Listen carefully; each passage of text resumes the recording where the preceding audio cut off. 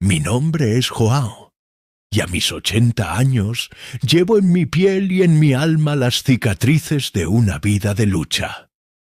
El mundo me ve hoy como el abuelo de Cristiano Ronaldo, un título que es el mayor orgullo de mi existencia, y no se equivocan. Soy el patriarca de una familia de titanes, bendecido con una hija como Dolores, cuya fuerza moral es más sólida que cualquier roca de esta isla, y con un nieto como Cristiano, un hombre que ha enseñado al mundo el verdadero significado de la disciplina y el amor filial.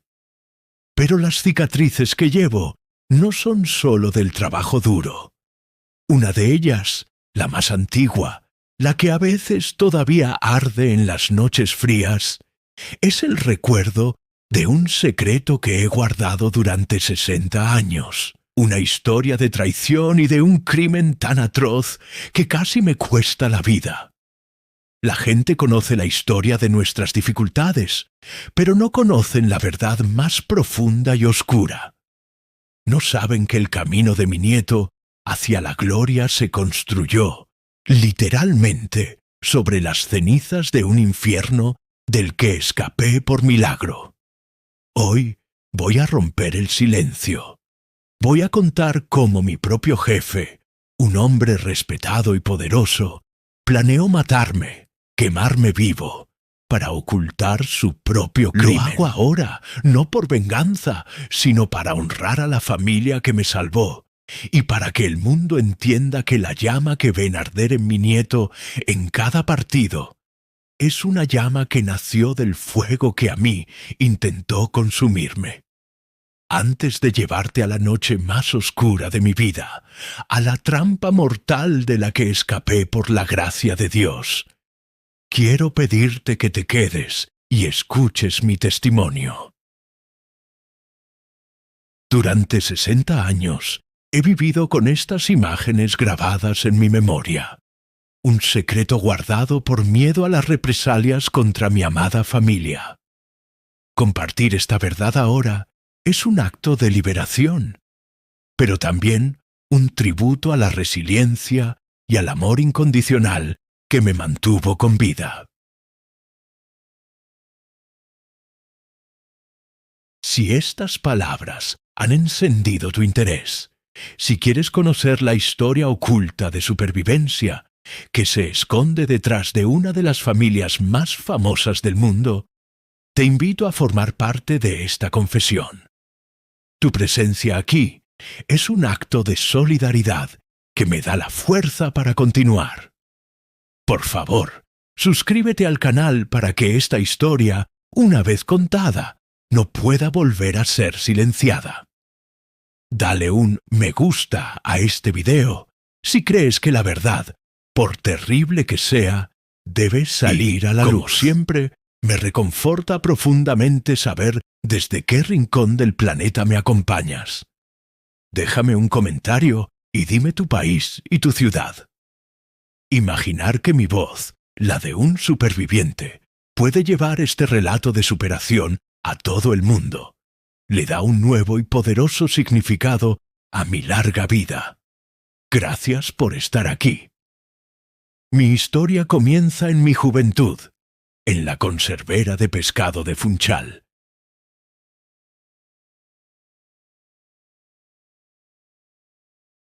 Era el corazón industrial de nuestra comunidad, un lugar ruidoso, maloliente y de trabajo incesante. Yo entré allí casi como un niño, y a base de esfuerzo y honradez fui ascendiendo. Me convertí en el capataz del almacén, un puesto de confianza.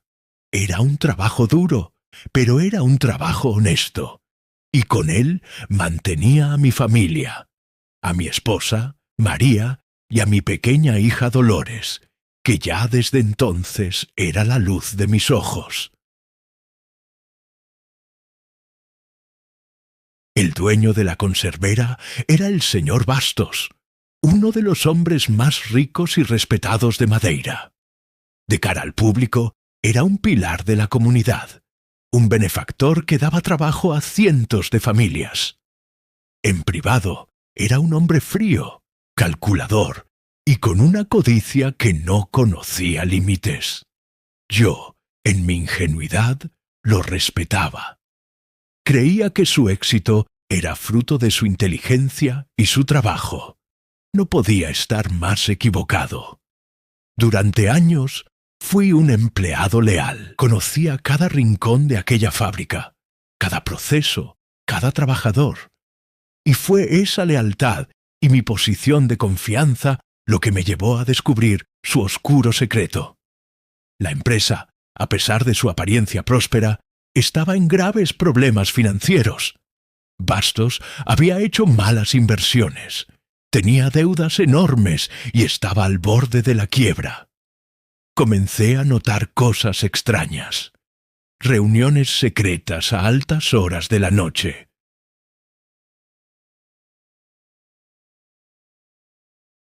La llegada de camiones sin identificar que descargaban bidones con un olor químico muy fuerte en el almacén más antiguo. Un edificio de madera que ya casi no usábamos. Y, lo más alarmante, empecé a ver a Bastos en compañía de hombres que no eran empresarios. Hombres con miradas duras y reputaciones peligrosas. Una noche, mientras hacía mi ronda final, encontré un libro de contabilidad que a Bastos se le había caído de su maletín. La curiosidad pudo más que la prudencia, y lo que vi lo abrí. Me heló la sangre. No eran las cuentas oficiales. Era un segundo libro, uno que detallaba un plan siniestro. Bastos había contratado una nueva y gigantesca póliza de seguros para el almacén antiguo, declarando un valor en mercancía que era 10 veces superior a lo que realmente había dentro. Y encontré pagos a varios hombres, los mismos de mala reputación, por servicios especiales. La palabra accidente estaba subrayada varias veces. Lo entendí todo. Iba a quemar el almacén para cobrar el seguro. Iba a cometer un fraude masivo, poniendo en riesgo la vida de los bomberos y el sustento de todos sus empleados, solo para salvar su propio pellejo y su fortuna. Me enfrenté a un dilema terrible. Si lo denunciaba, ¿quién me creería? Era mi palabra contra la del hombre más poderoso de la isla. Me destruiría. Si callaba, me convertiría en cómplice de un crimen que repugnaba cada fibra de mi ser. Decidí que necesitaba una prueba irrefutable. Decidí que, a la noche siguiente, intentaría conseguir uno de los documentos de envío de los productos químicos que almacenaban en secreto. Fue la peor decisión de mi vida, porque Bastos, con su astucia de depredador, se dio cuenta de que yo sospechaba. Vio el cambio en mi mirada, mi nerviosismo, y decidió que yo, su leal capataz, era un cabo suelto demasiado peligroso. No solo iba a quemar el almacén, iba a asegurarse de que el accidente tuviera una víctima trágica que desviara cualquier posible sospecha. Y esa víctima, en su plan macabro, iba a ser yo. La tarde siguiente a mi descubrimiento, el señor Bastos me llamó a su opulenta oficina. El contraste entre la elegancia de su despacho, con sus maderas nobles y sus vistas al mar, y la podredumbre de su plan, era nauseabundo.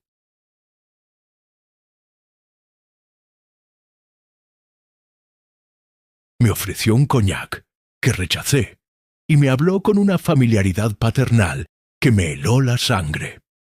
Había una frialdad depredadora en sus ojos que nunca antes había notado. «Juan, mi leal amigo», comenzó, «necesito tu ayuda. Eres el único hombre en quien confío plenamente en esta empresa».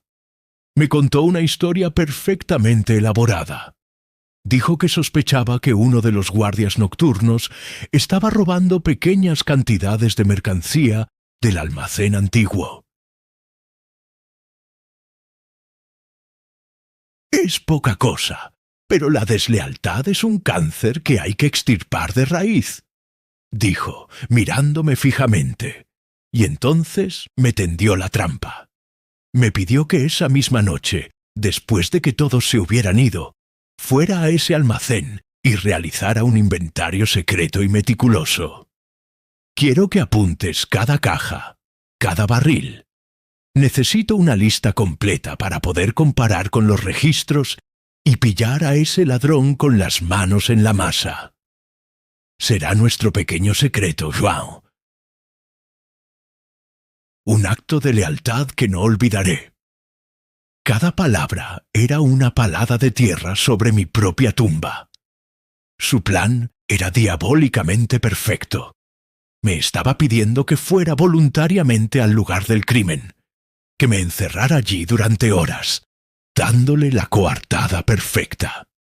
Cuando encontraran mi cuerpo carbonizado, todos dirían, «Pobre João, un hombre tan leal, murió intentando proteger los intereses de su jefe».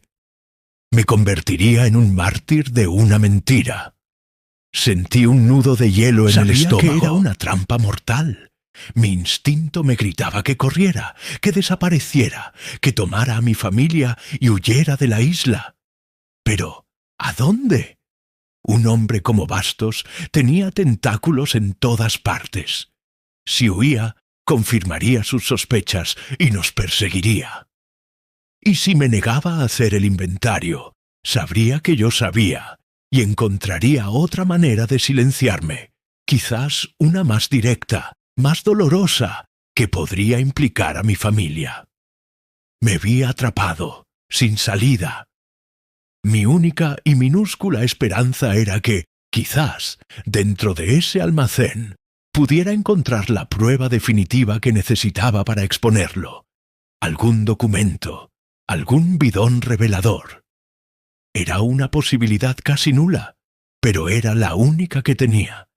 Así que, con el corazón pesado como el plomo, acepté. «Será un honor ayudarle a proteger la empresa, señor Bastos», le dije, y el sabor a veneno de mis propias palabras casi me hace vomitar. Esa tarde, al volver a casa antes de mi turno especial, el mundo parecía diferente. Cada color era más intenso, cada sonido más nítido, como si lo estuviera experimentando por última vez. Miré a mi hija Dolores, que jugaba en el patio. Su risa una melodía de una inocencia que yo estaba a punto de perder para siempre. Es una niña tan llena de vida, con un espíritu tan noble. Verla me dio una fuerza que no sabía que poseía. Su futuro era la única causa por la que valía la pena arriesgarlo todo. Mi esposa María había preparado mi plato favorito. Durante la cena intenté actuar con normalidad, pero cada bocado se me hacía una bola en la garganta. La observaba a ella, a mi compañera, a la mujer cuyo amor había sido mi único refugio. Admiraba su fuerza tranquila, su bondad, la forma en que había construido un hogar lleno de amor a pesar de nuestra humildad. No sabía si volvería a verla. Antes de irme, la abracé con una fuerza que la sorprendió. «Te quiero más que a mi vida», le susurré al oído. Fue mi despedida silenciosa. Al llegar al puerto esa noche, una niebla espesa se arrastraba desde el mar, envolviendo los barcos y los edificios en un sudario húmedo y silencioso. El almacén antiguo se erigía como un mausoleo de madera podrida. El guardia de la entrada, un hombre al que conocía, me dio las llaves con una expresión extraña. «El jefe me ha dicho que le dé todas las facilidades, João. Y que no le moleste nadie en toda la noche», dijo, sin mirarme a los ojos. Entré. El interior olía a pescado seco, a polvo y a ese otro olor químico que había notado días atrás, ahora más penetrante, más amenazante. Encendí una de las pocas bombillas que funcionaban. Su luz amarillenta y débil apenas lograba perforar la inmensa oscuridad. Y entonces oí el sonido que confirmó mi sentencia. El ruido metálico y pesado de los grandes cerrojos de la puerta principal deslizándose desde fuera. Estaba encerrado. Mi corazón comenzó a latir de forma descontrolada. Saqué mi libreta y mi lápiz y empecé a fingir que hacía el inventario. Mi mente corriendo a 1000 por hora, buscando una salida, una escapatoria, una ventana que no estuviera clavada. El almacén era una trampa perfecta, un laberinto de cajas y viejas maquinarias. Pasó 1 hora, quizás 2. El silencio era total, opresivo, y entonces un nuevo olor comenzó a filtrarse por debajo de las puertas. Un olor inconfundible, gasolina, agresivo. Estaban rociando el exterior del almacén. Escuché susurros, pasos sigilosos. No estaba solo. Estaban ahí fuera, esperando. Me di cuenta de la verdadera dimensión del plan de Bastos. No iba a ser un simple incendio accidental. Iba a ser una explosión. Querían borrar el almacén, y a mí con él, del mapa, sin dejar rastro alguno. El pánico, frío y paralizante, se apoderó de mí. Por un instante me rendí. Me vi reducido a lo que Bastos creía que era. Un simple peón sacrificable. Entonces, la imagen de mi hija Dolores, su risa, su espíritu indomable, apareció en mi mente. Y la imagen de mi amada esposa, y el juramento que me había hecho a mí mismo de protegerlas, y el pánico se transformó en una furia helada. No iba a morir. No les iba a dar esa satisfacción. Si iba a morir, lo haría luchando como un hombre, no como una rata en una trampa. Comencé a moverme, ya no como un oficinista haciendo un inventario, sino como el animal acorralado que era, buscando desesperadamente una grieta en la jaula antes de que el cazador prendiera la cerilla. El primer indicio de que mi tiempo se había acabado no fue un sonido, sino un destello de luz anaranjada que se filtró por debajo de la puerta principal, pintando el suelo polvoriento con el color del infierno. Inmediatamente después, llegó el rugido. No fue el crepitar de un fuego normal, fue una detonación sorda y profunda, un ¡humpa!, que hizo vibrar toda la estructura del almacén, como si una bestia gigante hubiera despertado bajo tierra. Los productos químicos que habían almacenado, la gasolina, todo se había encendido a la vez. El fuego no se extendió, explotó. En cuestión de segundos, las paredes de madera seca que me rodeaban se convirtieron en muros de llamas. El calor fue lo más brutal que he experimentado en mi vida. Era una fuerza física, una pared sólida que te empujaba, te robaba el aire de los pulmones y te cocía la piel. El humo negro y espeso, cargado con el veneno de los productos químicos, llenó el vasto espacio en un instante, convirtiendo el aire en un veneno espeso e irrespirable. La débil bombilla que me iluminaba parpadeó y murió, sumergiéndome en una oscuridad casi total, rota solo por los destellos infernales de las llamas que danzaban a mi alrededor. Mi primer instinto fue correr hacia la puerta principal, la misma por la que había entrado. Golpeé el pesado portón de madera con todo mi cuerpo, 1, 2, 3 veces, pero fue inútil. Los cerrojos de hierro del exterior la habían convertido en una pared infranqueable. Estaba sellado. El pánico, un animal helado, intentó apoderarse de mí. Quería gritar, quería derrumbarme en el suelo y esperar el fin.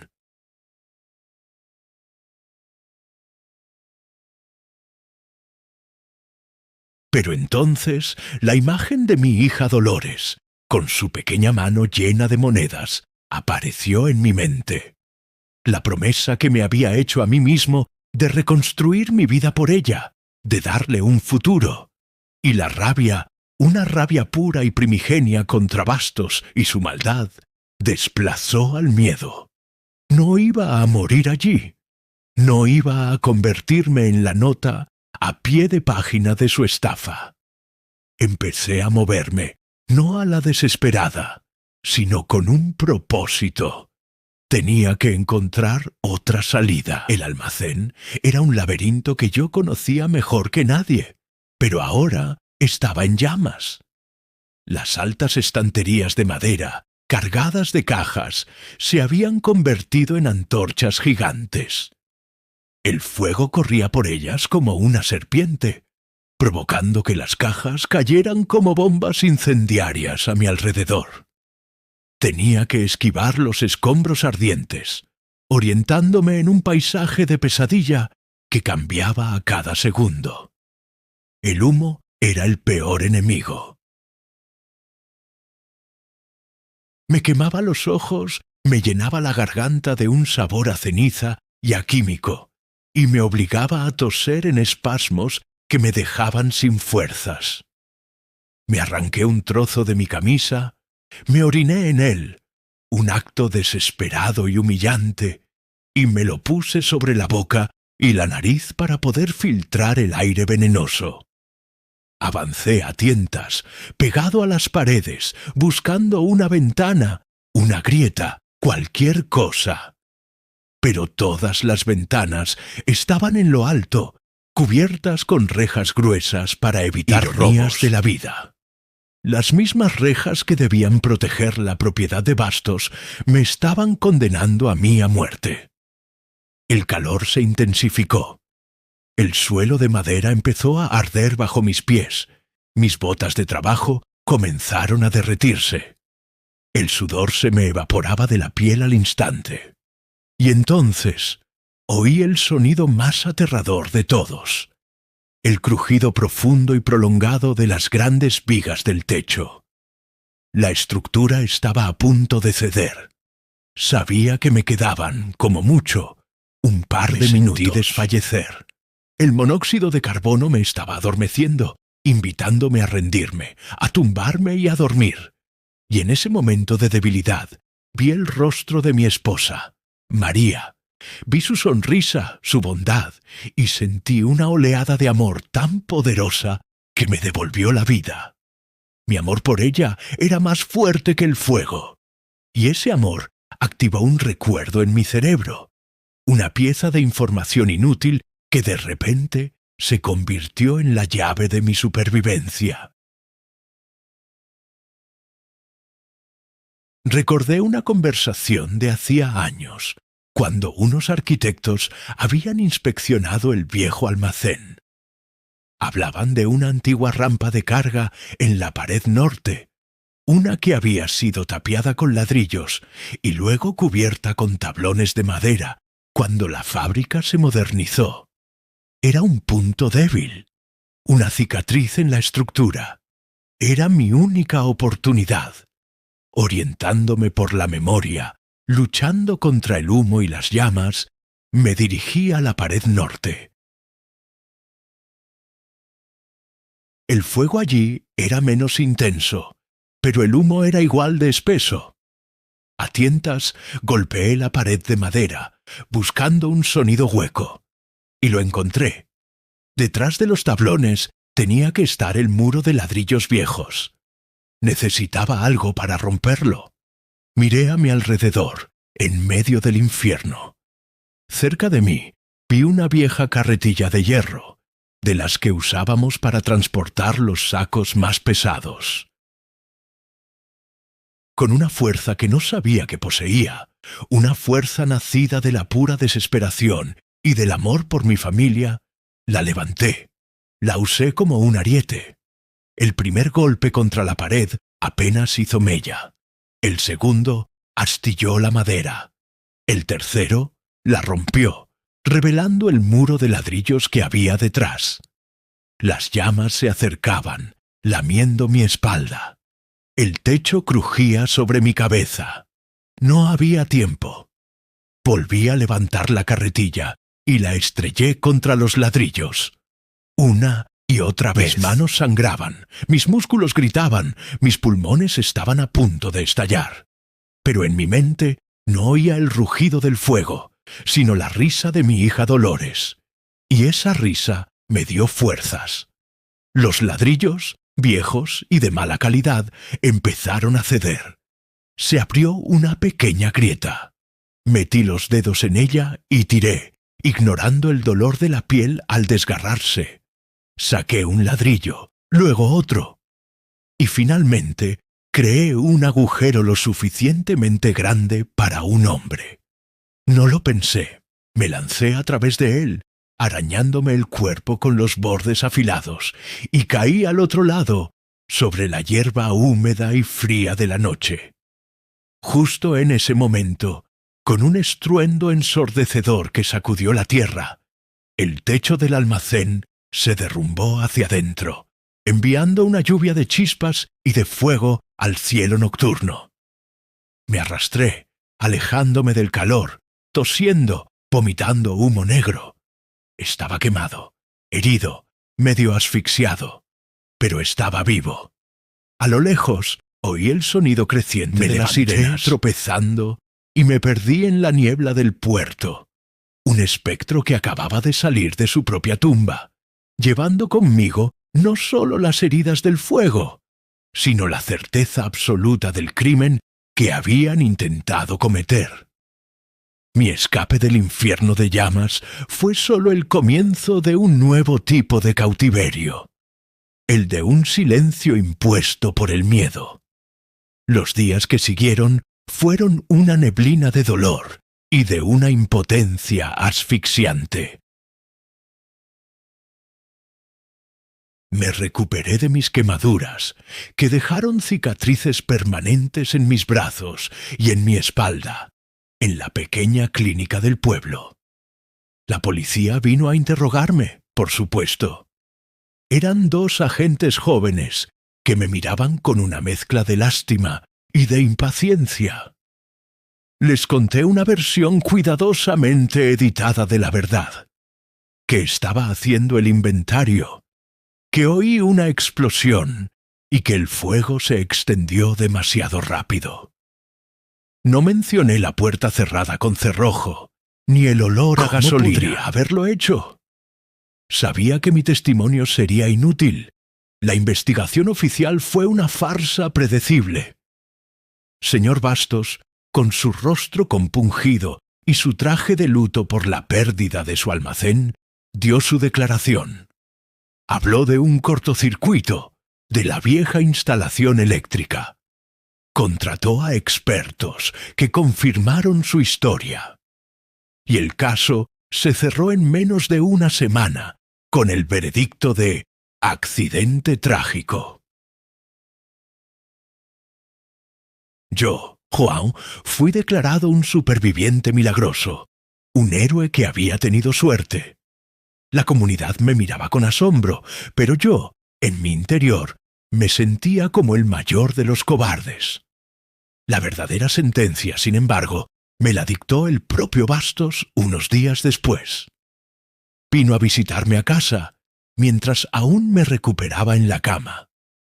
Trajo un cesto de fruta y flores, el perfecto papel de jefe preocupado. Mi esposa y mi hija Dolores lo recibieron con una cortesía forzada. Cuando se quedaron a solas conmigo, su máscara de compasión se desvaneció. Se sentó en una silla junto a mi cama, se inclinó hacia mí, y con una voz que era apenas un susurro, pero que tenía el filo de una navaja, me dijo: «Eres un hombre con una suerte increíble, João. Salir vivo de un infierno como ese es un verdadero milagro. Yo creo en los milagros, pero también sé que la suerte a veces se acaba».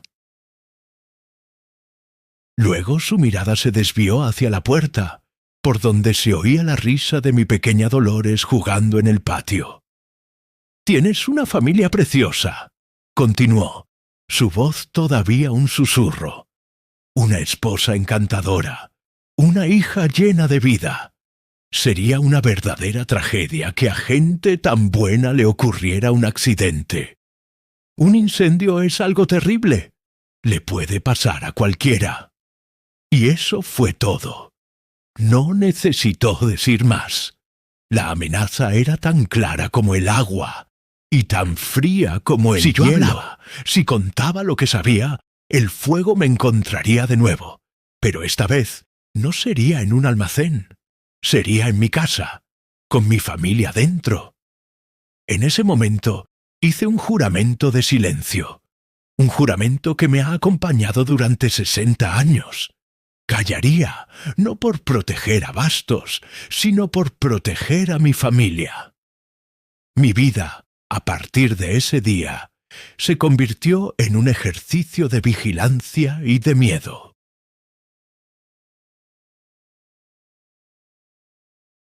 Dejé el pueblo por un tiempo. Nos mudamos a una zona más rural, con la excusa de que necesitaba aire más puro para mis pulmones dañados por el humo. Pero la verdadera razón era alejarme de la órbita de Bastos. Viví durante años mirando por encima del hombro, sobresaltándome con cada coche que no reconocía, con cada rostro desconocido que me miraba durante demasiado tiempo. El miedo se convirtió en un compañero constante.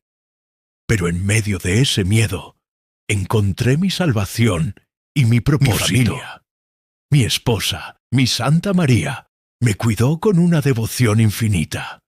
Curó mis quemaduras físicas y con su amor paciente empezó a curar las invisibles. Nunca me presionó para que le contara los detalles de esa noche, pero creo que en su corazón ella siempre supo que no había sido un accidente. Y mi hija Dolores, ella fue mi inspiración. Creció viendo mis cicatrices, sintiendo la tensión silenciosa en nuestra casa. Y en lugar de volverse una niña miedosa, se convirtió en una joven de una fortaleza extraordinaria. Desarrolló un sexto sentido para el peligro y un instinto protector que me llenaba de un orgullo inmenso. Ella es el verdadero milagro que salió de aquel fuego. Es una mujer que no se rompe, que no se dobla, un pilar de una fuerza que solo puedo describir como sobrehumana. Y entonces, años después, nació Cristiano. Su llegada fue como un amanecer, después de una noche interminable. Vi la oportunidad de reescribir nuestra historia. Vi la oportunidad de tomar toda la oscuridad, todo el miedo y toda la rabia que había guardado en mi interior, y transformarla en algo positivo, en algo invencible. El fuego de Bastos había intentado destruirme, pero yo usaría el recuerdo de ese fuego para encender uno nuevo en mi nieto. Un fuego de pasión, de ambición, de una voluntad tan ardiente que nadie pudiera jamás apagarla. Me dediqué a él en cuerpo y alma. Mi experiencia en el infierno se convirtió en su manual de supervivencia. El mundo está lleno de hombres como Bastos, Cristiano, le decía, mientras lo entrenaba para ser más fuerte, más resistente. Hombres que intentarán quemar tus sueños para calentar sus propias manos. No puedes permitirles que te encuentren débil. Tu cuerpo tiene que ser una armadura. Tu mente tiene que ser una fortaleza. Le enseñé a soportar el dolor, a ignorar las provocaciones, a levantarse siempre, sin importar cuántas veces lo derribaran. Y él, con un carácter que solo puede ser un regalo de Dios, absorbió cada lección. Entendió que su preparación no era solo para el fútbol, era para la vida. Su madre, mi hija Dolores, le dio el amor, la confianza y la brújula moral. Yo le di las armas forjadas en mi propio sufrimiento.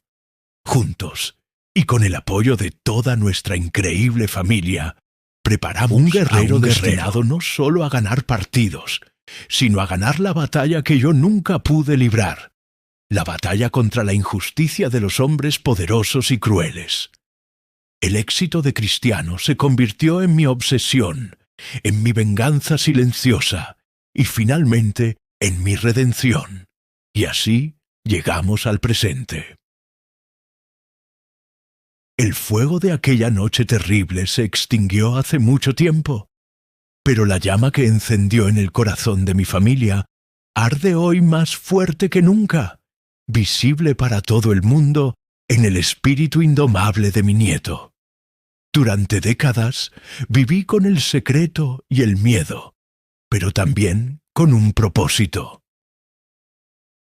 Cada éxito de Cristiano, desde sus primeros goles en Madeira hasta sus triunfos legendarios en los estadios más grandes del mundo, fue un paso más lejos de aquel almacén en llamas.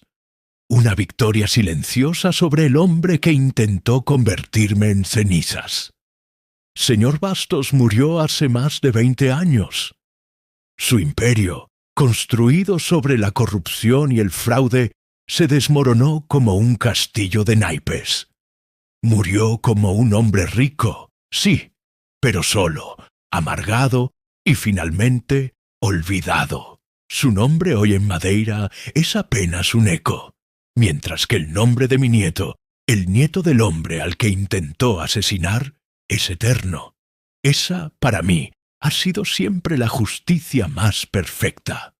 Pero entonces, ¿por qué hablar ahora? ¿Por qué romper un silencio de 60 años? No lo hago por venganza contra un muerto, ni para buscar la compasión del mundo. Lo hago porque la historia, la verdadera historia, merece ser contada. Lo hago para honrar a mi familia y para darle al mundo la pieza que falta en el rompecabezas de la leyenda de Cristiano Ronaldo.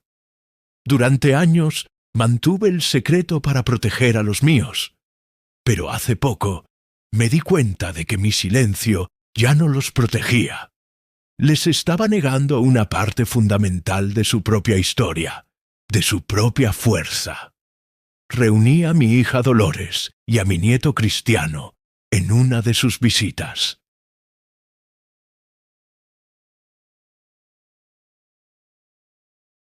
Con el corazón en la mano, les conté todo, cada detalle macabro de aquella noche, la trampa, el fuego, la amenaza.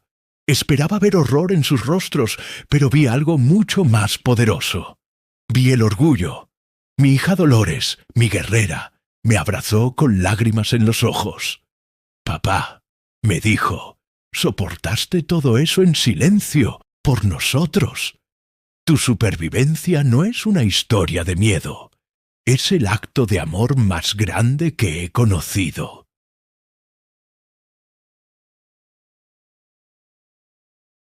Y Cristiano, mi nieto, el hombre que el mundo ve como un superhombre, me miró con una profunda emoción.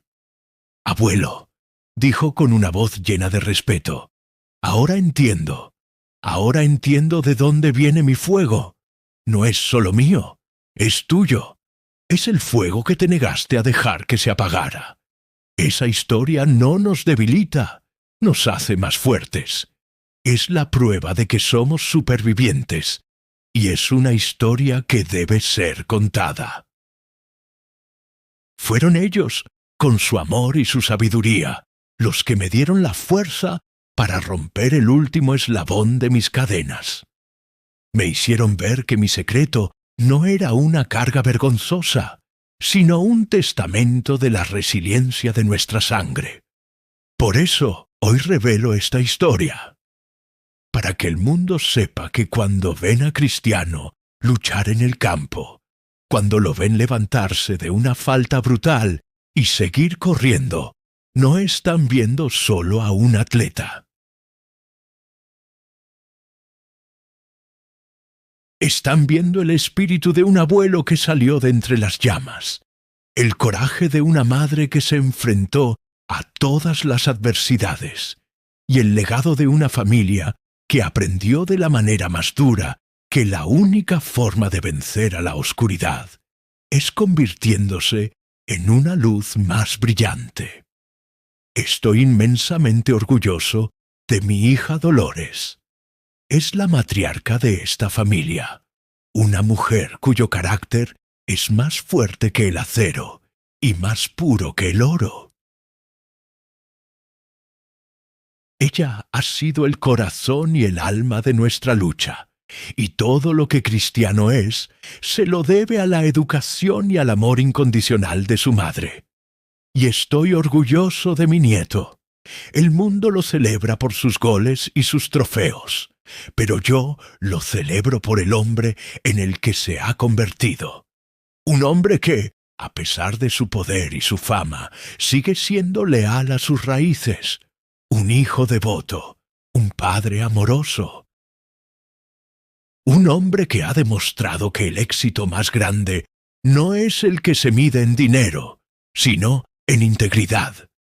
El fuego que señor Bastos encendió aquella noche estaba destinado a ser el final de mi historia, pero en cambio se convirtió en el principio de la nuestra.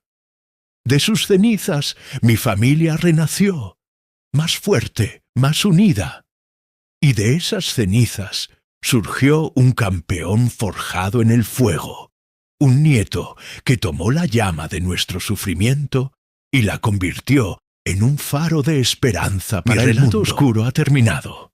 Al contarlo, siento como si la última brasa de dolor finalmente se hubiera extinguido, y en su lugar solo queda paz y un orgullo infinito.